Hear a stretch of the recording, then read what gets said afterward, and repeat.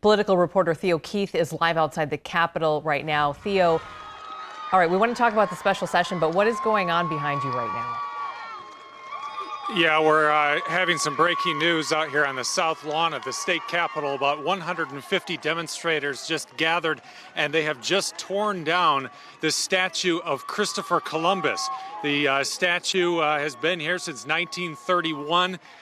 Columbus, of course, has been very much criticized in recent years as people look at his history again as a conqueror and not as an explorer. So these protesters came here to tear down the Christopher Columbus statue, maybe 12 feet tall or so, and just literally 15 seconds before you came to us, the statue did come down. This group of protesters had put two ropes around Columbus's neck. They then backed into the street here outside the Capitol.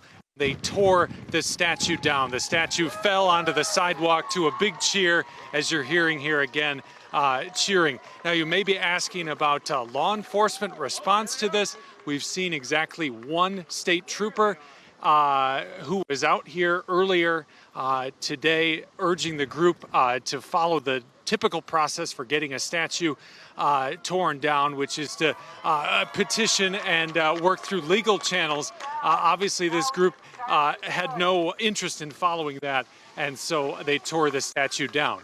Now, if Brian, you're listening to me, Brian, photographer, is a group of state troopers that has just left the state capitol building, coming out front here, and presumably they're on the way to deal with this crowd in some way that hadn't happened earlier today. You can see the line of maybe 30 state troopers out there on the state capitol lawn. This is the south lawn.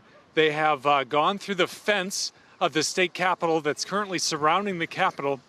It went up about 2 weeks ago as the National Guard came in to try to protect the Capitol. It's still up, even though the Guard has left.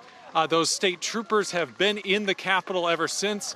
They appear to be dressed with shields and batons, and they're coming this way. I don't know how they're going to deal with the crowd yet. The crowd is not yet leaving.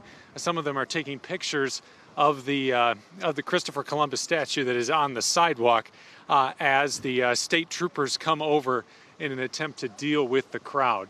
The crowd now, I can tell you, has seen the troopers come over this way, and some of them are leaving. Some of them are leaving the Capitol, while several more of them are staying to see what kind of a confrontation this is going to be. Again, as we wait for the state troopers to come over this way, there was only one trooper here earlier telling the people not to tear down the statue. The people did not listen to that. They had no intention of following the normal process for dealing with statues, and so they tied two ropes around Christopher Columbus statue's neck and tore it to the ground as it's on the sidewalk now. The state troopers have stopped. They have not advanced any further. There's probably now 40 yards between the troopers and the people who tore the statue down. And we'll see what kind of a move the state wants to make next.